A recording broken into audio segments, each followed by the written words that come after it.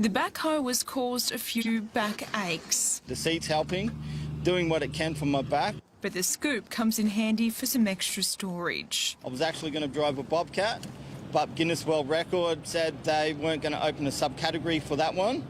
So I would have to do it underneath excavator/digger. The little bit of pain is worth the gain for Norm Barty. It started with dealing with kids and the problems that they're associated with domestic violence. The father is on a journey to teach children that family violence is not their fault.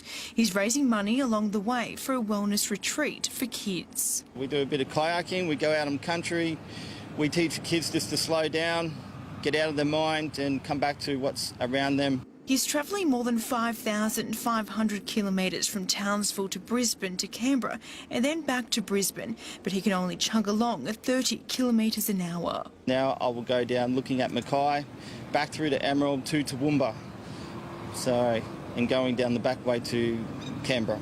You can donate to Norm through his GoFundMe page. Amelia Radham, 7 News.